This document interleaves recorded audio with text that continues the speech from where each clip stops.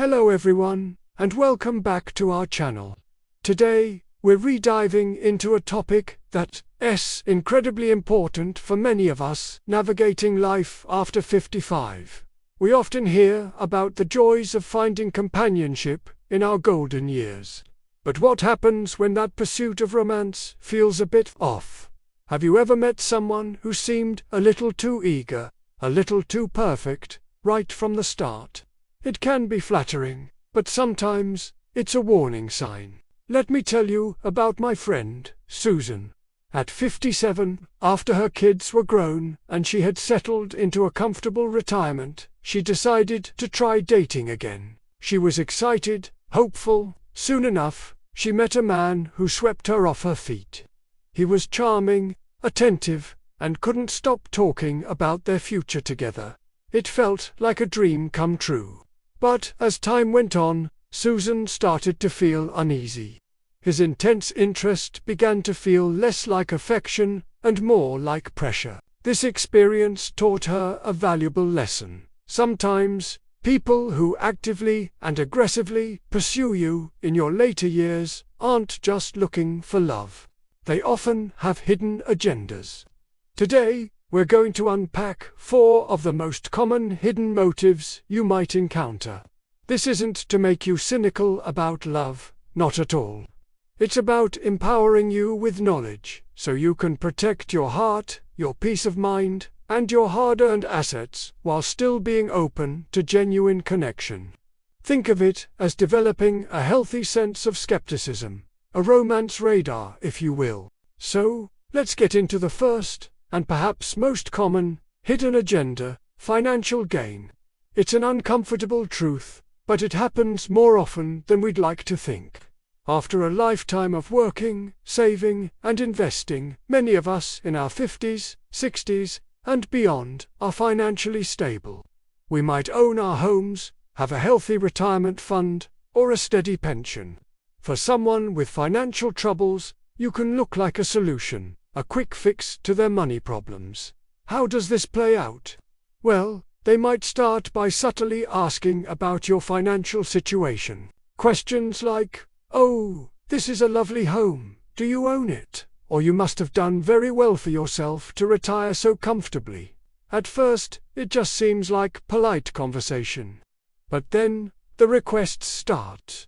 It might be small at first. "I am a little short for my car payment this month. Could you help me out?" Or, "My credit card is maxed out, but I really want to take you on a nice trip. They promise to pay you back, of course."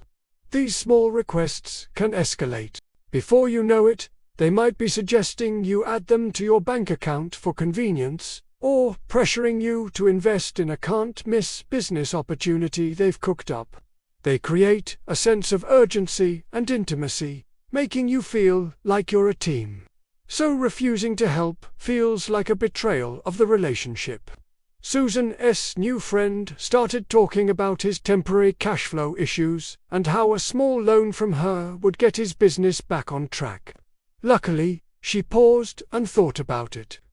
Remember, a genuine partner is interested in you, not your bank balance. They want to build a life with you, not have you fund theirs. The second hidden agenda is a bit more subtle. They're looking for a caretaker. As we get older, health can become a concern. Some people, facing their own potential health issues or simply dreading the idea of being alone and needing help, might proactively seek a partner who is healthy, capable, and nurturing. They aren't looking for an equal partner. They're essentially interviewing for an unpaid live-in nurse or assistant. The signs can be tricky to spot. They might shower you with compliments about how energetic and youthful you are. They'll talk about how much they admire your strength and competence. But pay close attention to how they talk about their own needs. Do they frequently complain about minor ailments? Do they often talk about how difficult it is to manage their home, their appointments, or their daily chores? They might test the waters by asking for favors. "Could you pick up my prescription for me? It's just so hard for me to get out." Or, "You're so good at organizing things, could you help me sort through all this paperwork?" These requests can slowly increase until you find you re-spending most of your time together managing their life. You're driving them to doctor's appointments, cooking all their meals, and handling their finances. Love involves caring for each other. Absolutely. But there is a huge difference between mutual support in a partnership and a one-sided arrangement where you become a default caregiver. A true partner wants to share life's joys with you, not just offload their burdens onto you. Now for the third agenda, which is all about emotional dependency. This is for the person who simply cannot bear to be alone.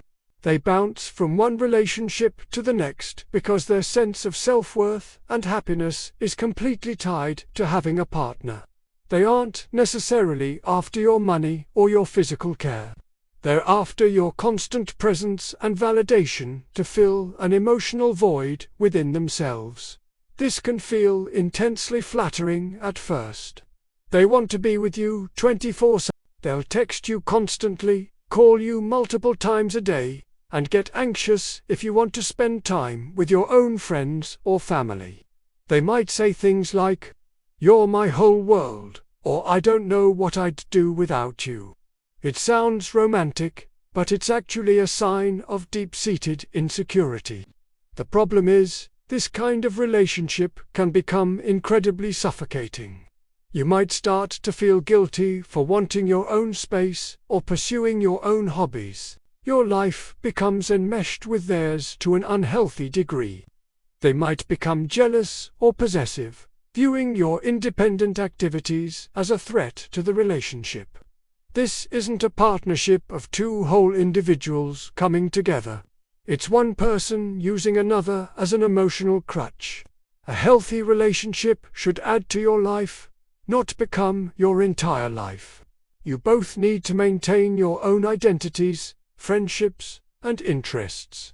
Finally, the fourth hidden agenda. They're trying to upgrade their social status or lifestyle. Maybe you're well respected in your community, have a wide circle of influential friends, or enjoy a lifestyle filled with travel, culture, and nice events. For someone who craves that life but can't achieve it on their own, you look like a golden ticket. This person will be very interested in your social life. They'll be eager to meet your friends, attend parties with you, and be seen at the right places. They might subtly name-drop or post pictures of the two of you at exclusive events on social media. They're not in love with you. They're in love with the life you can provide them. They are essentially riding your coattails to a better social standing. You might notice that their interest wanes when it's just the two of you, but perks up when there's a social event on the calendar. They might pressure you to host parties or introduce them to specific people. The relationship feels more like a performance than a genuine connection. Their focus is on the external benefits of being with you, the prestige, the access, the lifestyle, rather than the internal connection you share. A real partner is just as happy spending a quiet evening at home with you as they are attending a glamorous party. They value you for who you are, not who you know or where you go.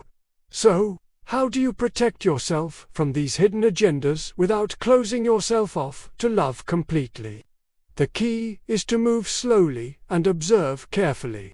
Don't get swept away by grand gestures and declarations of love in the first few weeks. True connection takes time to build. Maintain your boundaries. It's okay to say no. No to a loan, no to an inconvenient favor, no to giving up your weekly book club meeting. See how they react. A genuine person will respect your boundaries. A manipulator will try to make you feel guilty. Keep your finances separate, at least for a significant period. There is no reason to merge bank accounts or make large financial decisions together early in a relationship. And most importantly, trust your gut. That little voice in the back of your head that says something feels off. Listen to it. It's usually right. Talk to trusted friends or family members about your new relationship. Sometimes an outside perspective can see things more clearly. Finding love in our later years can be a beautiful, wonderful experience. There are so many amazing, genuine people out there who are also looking for a true partner to share their life with. The goal of this conversation isn't to scare you away from dating, but to arm you with awareness. By recognizing these red flags, you can more confidently navigate the dating world. Sidestep those with ulterior motives, and open your heart to the real, authentic love you deserve. Thank you so much for joining me today. I hope this has been helpful. If you have your own experiences or tips to share, please leave them in the comments below. We can all learn from each other. Don't forget to like this video and subscribe to our channel for more content to help you live your best life after 55. We'll see you in the next video.